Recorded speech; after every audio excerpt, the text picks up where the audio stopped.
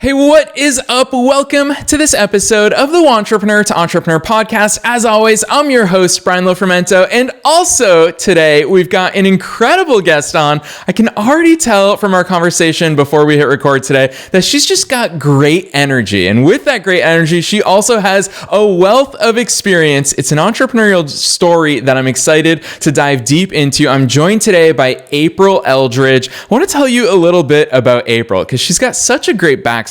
She worked in corporate America for nearly 20 years, seeing a lot and doing a lot, but climbing the formidable ladder has always been challenging in its own ways. And this is something I love about April's story. She found it to be unstable. We always hear about that being the quote unquote secure and safe route, but April has been the subject of 5 layoffs over the past 7 years, with the most recent being in August 2022, which is when it hit her. Wait, if this isn't stable and people are more and more open to remote work, why don't I go out and do this on my own? So now under her own umbrella, April offers Fractional COO and Chief of Staff services to small business owners, business leaders, and entrepreneurs. This is somebody who understands business growth, understands the operations that fuel that growth. There's so much that we're going to dive into, so that's why I'm not going to say any more. Let's dive into my interview with April Eldridge.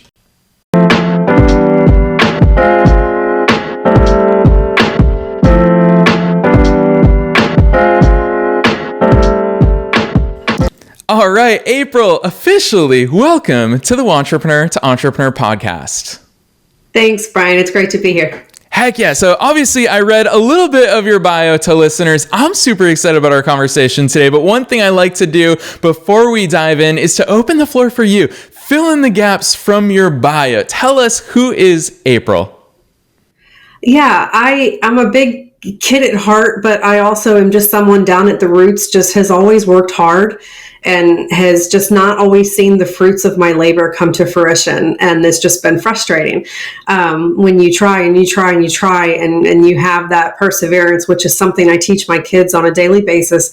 And it just, things don't become stable. So I am just loving this journey in my life that I'm on right now. And I couldn't be more grateful. Heck yeah. And that's something that as soon as we connected to have you on the show, it's something about your story that I really love, because we're always sold that false illusion of security and stability that a 9-to-5 check gives us. But April, I want to hear your backstory, because a lot of people would look at your career and been like, man, she's done so much. She's accomplished so much. She's climbed the ladder in different ways. Yeah. Talk to us about the lack of stability and security that you found. Yeah, well, it's different in different industries, and I've been in several different industries throughout my career, but most recently, I think there's just, there's so much volatility and there's so much, instability with just business structure, and you hear the word redundancy and business restructuring, and business is business. I've never taken any of the decisions personally, and I've always left on great terms, but it's still, you always feel deep down, what did I do wrong? I thought I was doing a good job, and having to kind of reinvent yourself each time. But honestly, I think some of the system is just broken. As soon as I was laid off, I did start going out there and looking for jobs. And, my husband kind of teases that I'm a professional job seeker. I've done it so many times. And I'm good at being able to use my network to get in touch with the right people. And this was well before, a lot of the big companies started doing, insane amount of layoffs. But the market is always competitive, super competitive. And I consider myself competitive, but it's hard to really get in the door with really anyone unless you really super know somebody. And even then it's really challenging. So it's stressful, and it really starts to put that imposter syndrome, feeling on your shoulders, which is never good. And even though you think you were confident and that this job is perfect on paper, it's hard to fight for that job. But I've always, with each layoff, have always found something better. I always landed on my feet and found something bigger, better, more responsibility. So I never regretted any of my movement, but it was never stable long enough for me to really appreciate it until now. Heck yeah. And I think one part of your story that is going to be so encouraging to entrepreneurs and entrepreneurs listening all over the world is that your first 2 weeks of going out on your own, you got your first client. Since then, you've been growing your client roster. We're definitely going to talk a lot about that stuff. But April, I always love hearing the backstory behind your first client. Lay that one on us. Yeah, well, it's different for each person, obviously. I don't necessarily think luck played a factor, but I definitely appreciate the power of networking. And with layoff number 3, and she knows who she is, so I won't name her by name, but she knows who she is, has always been a good mentor to me. We were both laid off at the same time, and she went on her separate ways and did different things, and she's running her own business now and doing fantastic. And we've kept in touch through the years. And she just said, April, you're so good at what you do. I do what I do remotely. I know you can do what you do remotely. Whenever you're ready, let me know, and I'll send you some people that I know would love to talk to you. And no promises, but you spin up an LLC and I'll send some folks your way. And she did, and she was right. And I had, I think, 3 or 4 consults in my first couple weeks, and there was one connection that I had. Again, she knows who she is, and it was kismet. It was just meant to be that she was my first client. I was her first contractor, so I was her first person that she reached out to, and it was a great relationship. Honestly, if it weren't for budget and a little thing called, having a budget, we would still be working together. But she and I remain close friends, and we're in a great network relationship together. But yeah, since then, it's just been word of mouth and referrals and organic marketing. It's just me. I don't have anything else that I do to attract clients to my business. Yeah, I love so much of that. I always love simplicity in business, and I love the approach that you take. And you're right, every first client story is so different. But one common thread that I hear asking this question to as many entrepreneurs as I get to talk to is that so often it is those personal connections, but it also is in large part to us always showing up as our best selves. And April, right, having read a lot about your backstory, I know that in all of your professional career, you've always showed up with that work ethic, with that drive to move organizations forward. And I think that's such a natural fit for what it is that you do now. So I'd love to transition into that type of stuff. Listeners who are hearing us talk about fractional COO and having a chief of staff in your business, what is it that you actually do? How do you define that for us within the scope of entrepreneurship? Yeah. So in a nutshell, what I do at a high level is I create the space so business owners and executives alike can have the space to work on their business so they can scale their business at a high level, where I work in the business. So I'm in the operational weeds and working on the structure and the processes and performance management and business automation, integrations, really anything that's going to help a business scale and work through process control. A lot of the businesses and clients that I've worked with, they don't have the budget to have a full-time project manager, operations manager, right-hand, woman, confidant, sounding board, etc. And I am that force multiplier for them. There's really nothing that I don't do, but I'm at a level where I know where my time is best spent. And I work with people and their teams in determining those steps. But I am a tech nerd. There's really no software out there that I haven't mastered myself. So I'm really good with being able to help and educate business owners what tools would be best suited for them and their needs and how they can help scale their business. Heck yeah, I love that overview, April. And one thing that I always love when we throw the word operations around, especially, April, let's face it, so many listeners of this show are solopreneurs that maybe they're making 10K a month. Maybe we've got multiple 6-figure listeners. I know for a fact we've got some 7-figure business owners who tune in to the podcast. And so for solopreneurs, it often can feel like a lot of our business is the operations because all of the operations are on us. Separate how you define the operations that business owners, CEOs should be focusing on versus those things that maybe are in the weeds that an external COO can come in and take off their plate to actually fuel further growth. Yeah. So that's a good question. So one thing that I definitely pride myself on after I come on with a new client is really doing an operational audit. what systems do you have from the minute lead generation hits your website and someone reaches out saying, hey, I like what you have to offer. Now what? What systems do you have on the back end that are going to inform your team that I'm interested, and what is that going to look like to me? And if someone can't answer any of that or put that together for me, then that tells me that yes, they have a service that they're providing, but they don't have a way to delineate out what does that actually look like to someone, and what process can we put in play, which then means to the end user, i.e. the client, they're doing everything manually. They're getting tons and tons of emails, and as we all know, emails are crazy, and they're never ending, especially with newsletters and solicitations and whatnot, and obviously email like Twitter and Facebook are chronological, so things end up getting buried. So without proper systems in place where people can really have systems work for them and not against them, and not being afraid to use technology to its advantage, because let's face it, technology is here to stay. These are the things that can be time and efficiency gains that an executive can have, so they don't have to worry, do I have everything I need for this consult? Does the person who scheduled a consult with me have everything that they need from me? And then when it gets to the negotiation stage, or someone's getting ready to land a new client, do I have my contract ready? Is my service agreement in play? What is the upsell opportunities? So there's a lot of different things in flight, and I help business owners and executives see that path and create that path to fruition. Yeah, something that we'd all benefit from. April, I'll never forget my first ever client. It was in my early 20s. I just started my marketing agency, and I pitched to a local restaurant owner. And at the end of my pitch, he said, yeah, I'm in. What's next? And I had no idea what was next. And it's true for so many entrepreneurs. It's such a small, silly anecdote, but it is something that shows operationally getting a sale, getting a client.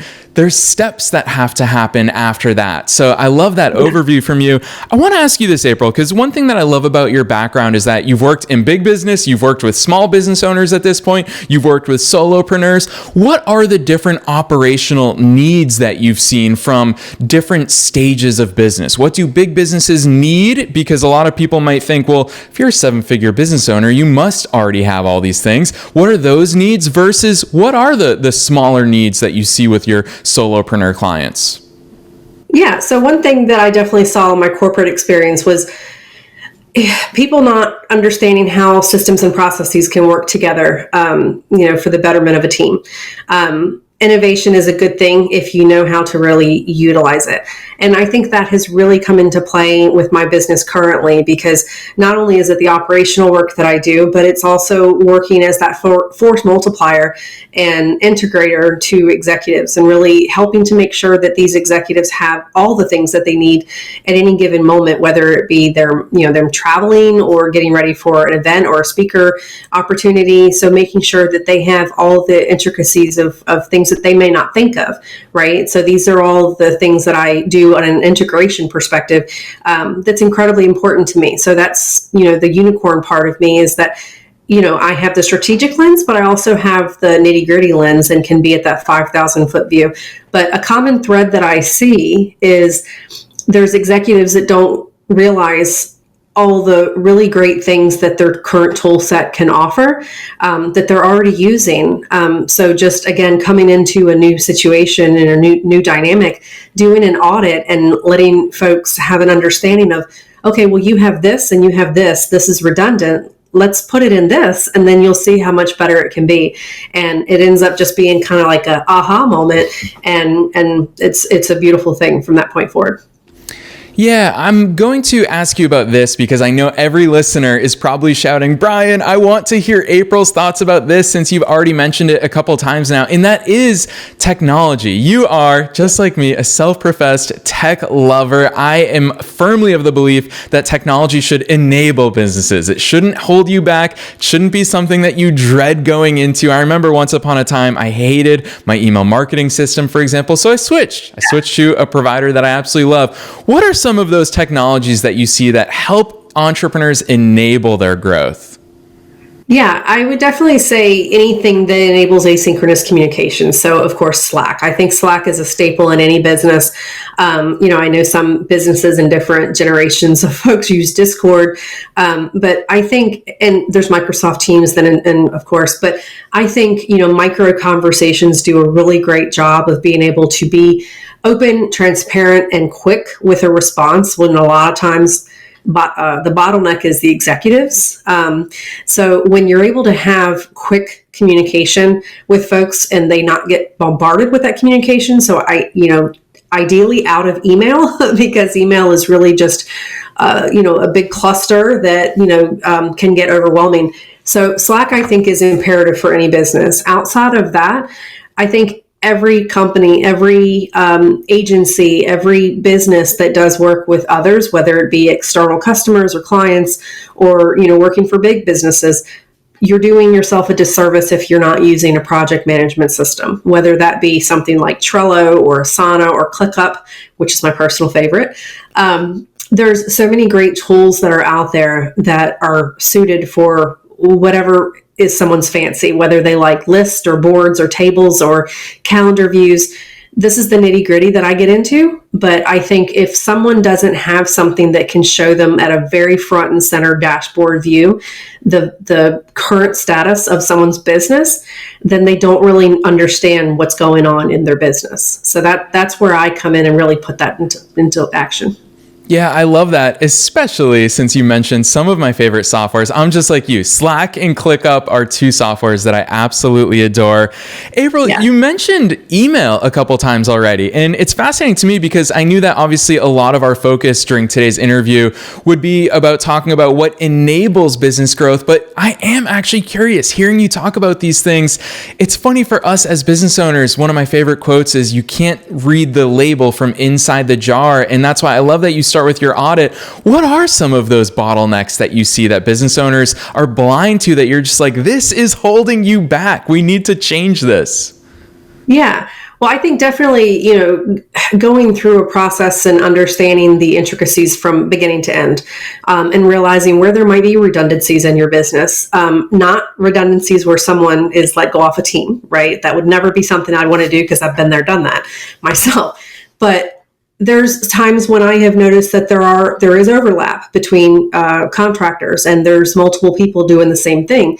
And a lot of this is realized when you create those SOPs. So those, standard operating procedures where you're doing the nitty gritty of exactly what is the process for this and who does this and how does this work with that.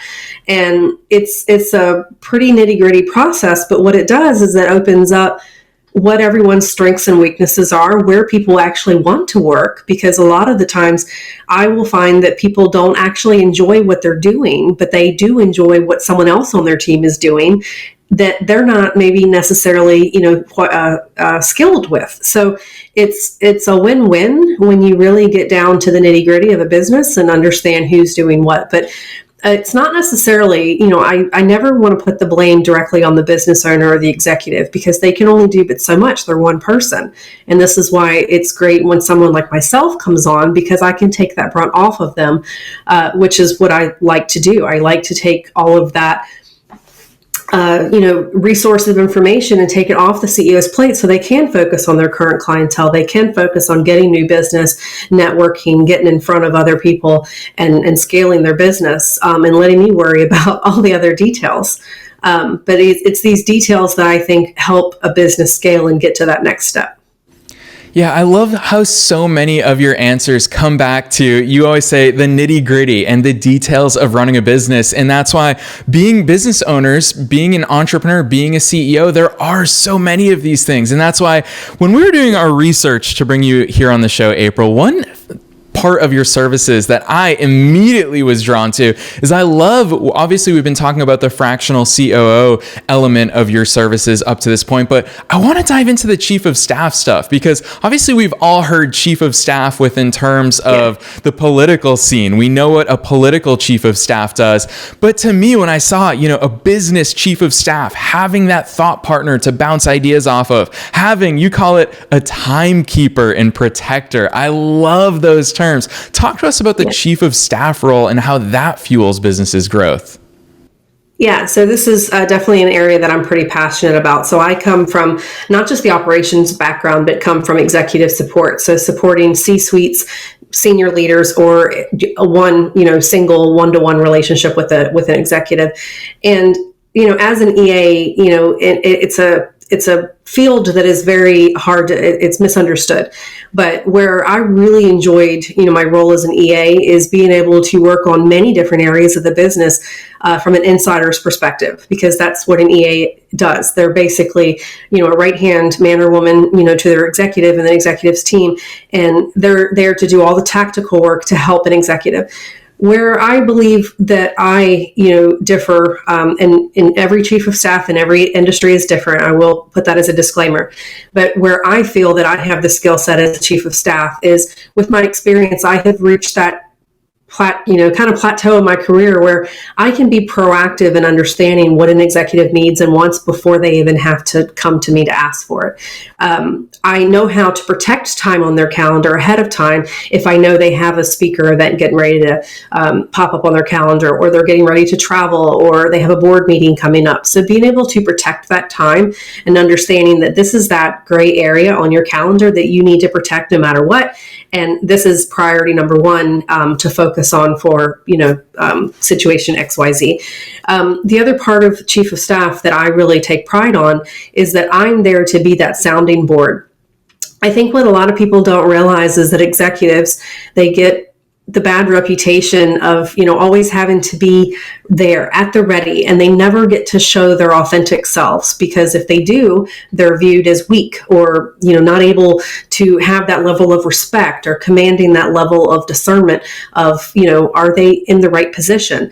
And where I feel that I differ is that I am that sounding board. If someone wants to vent with me or figure out, am I doing this right? Should I handle this differently? I'm not a coach, not a business coach, not going to pretend to be, but I've been around so many different situations that I can have a conversation with my executive team and understand what is ailing them, what is concerning them about a certain situation, or how I can help mitigate that. And the team would know no different. So that is where I think a good chief of staff comes into play, is that they're there to be that sounding board, but they're also there to take the brunt off of the shoulders of the executive that they support. Yeah, April. And that's why hearing you talk about this, it almost makes me feel like you are different executives and entrepreneurs' secret factor to growth. You are that launch pad, that springboard, that sounding board for them. And it sounds like a really cool thing that I'm sure a lot of listeners are going, wait, I need a chief of staff. That will take so much off of my plate. And you already mentioned that I can work on my business rather than in my business, which leads me to the way that you operate, because this is also something about your business that I absolutely love, how deep and intimate your client engagements are. And I want you to actually, instead of me spilling what I know about your model, I'd love for you to share with listeners how you structure your client engagements. How long are they? How intimate are they? What does the payment structure look like? Obviously not naming prices, but how do you put yourself in a position to help these businesses grow?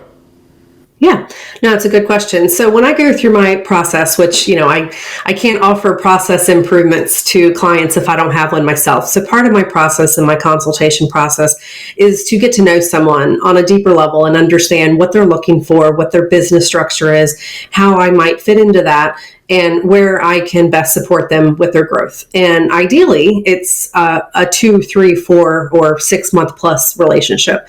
I don't consider myself a freelancer, so I don't really do project work, although I won't turn down if someone says, hey, April, I need you to do your magic on project management for a month. I mean, that's something that I would discuss with somebody. But I really try to have a clientele where I can have 4 to 6 clients, where I'm working 45 to 55-ish hours a week. And I have basically a diversified set of clients that I'm supporting on either the operations side or the chief of staff side, or both, for 6 months or longer. It's a 30-day contract with a 30-day out.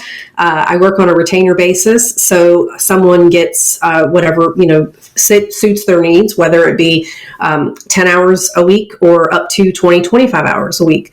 My sweet spot is between 10 to 15 hours a week times 4, so 4 clients. It's just myself. I don't outsource any of my work. So there's only one person. So I would like, in a perfect world, to be closed for new clients at some point and where I'm fully stocked. Right now I have 3 clients and I'm looking to fill a couple extra spots.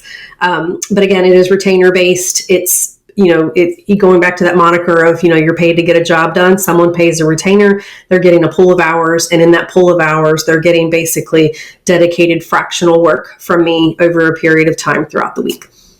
Heck yeah, it's gotta be fun for you, I would imagine, April. And that's part of what I love about the way you work is that you aren't outsourcing. They are leveraging your decades of experience in your working and professional career into their own businesses, which I think is very cool. And I'm sure that's also why you love what you do, because you're actually in it, doing the meaningful work that's helping other businesses grow. Which leads me, I've got to ask you this, April, because you work with so many different businesses and so many different types of businesses, what's something that's been fascinating for you to see as you've left corporate, as you've entered your own domain? What's something that's made you be like, oh wow, I didn't realize all businesses are just like that? What are some of those similarities or revelations that you've had? I would say something that I've noticed is how similar some businesses are and how they operate their businesses. Now, I've worked with 4 different industries, complete different industries since starting my business. And it's been interesting to see how varied the processes are. But all in all, they run pretty much the same. And I wasn't expecting that. They all, it's kind of interesting. Each of them used a different project management system. They all use Slack. Some use email extensively. Others do not use it at all. They're banned from using it and just using Slack. So it's been interesting, but I've been fortunate that I haven't really had to pivot too much between the ways that these businesses do their business. It's just, they all do it individually in their own way, but overall they're doing it pretty much the same, which has been kind of a revelation.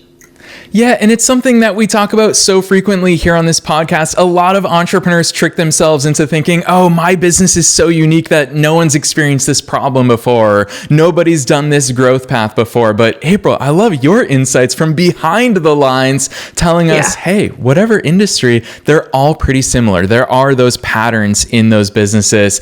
April, we could probably talk for days about the operational side of business. But as we come towards the end of this interview, I don't do this in every episode, but sometimes I love to ask a super broad question because I know that you've got so much experience that you're gleaning insights off of and perspectives off of. So I am going to ask you this broad question to see where you take it. What is something operationally that you think wantrepreneurs and entrepreneurs, let's say the ones who are chasing after consistent 10K months, what are those operational elements that you advise that they focus on right now to set them up for short-term and long-term success?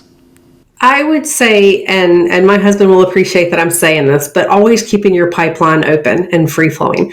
So even when you know that you, now obviously this is after your business is formed and you have, kind of that foundation, which I'm still building on. I'm not where I want to be full, on a full-time basis, but I'm getting there and I'm proud of what I've been able to achieve so far. But I would say keep your pipeline open and keep it free flowing and always understand that it's, something's not, done until it's done, meaning your deal is not closed until it's closed, and can continue to just push forward and have that perseverance and don't sell yourself short. There's been times when I've met with folks that I wasn't the right fit because I was outside of someone's budget, and that's okay. Because I know my value and I know my skill set, and I obviously have people that are paying me that. So it's not always about the money. Sometimes it's the relationship, but I would think there's so many times when that imposter syndrome can, even as an entrepreneur, set in big time, and you can doubt yourself and you can doubt your skills and what your worth is. And I would say, don't do that. Stick to your convictions, understand what your worth is, understand what you are capable of, and just keep going. Heck yeah, such good advice there. Always keep your pipeline open. And you heard it from April herself, not just as a COO and a chief of staff, but also April, I love that you're able to share with us from the perspective of your own entrepreneur, someone who's growing your own business, the importance of knowing your worth and not doubting that. So April, this is so much fun to hear your insights on all of these things, but I want to open the floor for you to tell listeners where they can go to learn more about you and your business. And I'm going to make a plug really quickly because I want to invite listeners to go check out April's website. She's going to tell you her link in just a second. It's aprileldridge.com. April's going to tell you about her website herself as well. But for all of you who are listening, go to April's website. You're going to see, I always say, success leaves clues. You're going to see so much about the way that April shows up, leveraging her past experience. One thing that April talked about in this interview today is knowing what you're worth and understanding what you can bring to the table. And you'll see how April leverages her decades of professional experience to show up and say, hey, here's how I can help people. So April, sorry for the little plug, but you take it away. Tell listeners where they can go to learn more about you and your business. Yeah, so you hit the nail on the head. The site is my name. It's aprileldridge.com /booking is where you can schedule a consult. But really take a peek at my site. It's authentically me. I put it together to really show not only my proof of concept and letting people know what I am and what I'm about, but also what the return on investment could look like for folks who are wanting to work with someone like me. So take a look. You can find me again, aprileldridge.com. I'm also on Facebook, April Eldridge Consulting. And I'm on LinkedIn as well. I think I'm on Twitter. I'm not sure. But I am out there and I look forward to meeting with anyone who wants to have a conversation, whether it be networking or you potentially would like to work with me. My doors are open. And like I said, my pipeline will always be open. And I'm hoping to get to that scenario where I can be technically closed for business because I don't have any more spots to fill. But, those things are fluid and would love to work with folks in the future. So please reach out if you need support. Heck yeah, you will always benefit from an external set of eyes, especially an experienced one like April. So we're going to put all of the links that April mentioned down below this episode, but definitely check out her business website at aprileldridge.com. Even reading about her services. April, you're right. I think you hit the nail on the head about my favorite part of your website, which is it is authentically you. The second someone goes to your website, they can feel your energy and your passion and your competence, honestly, for the things that you do. So I really encourage everybody to go read about April's Fractional COO services as well as the Chief of Staff services, because you're going to realize how many gaps and opportunity areas you have inside of your own business. April, this is crazy for me. I never really plug people's websites and businesses at the end of episodes, but I'm just such a big fan of what you do. And I know it's such meaningful services and impactful services that fuel growth. So April, on behalf of everybody tuning in today, thank you so much for coming on to the Wantrepreneur to Entrepreneur podcast. Thank you. It was amazing. I had a lot of fun. Thanks so much.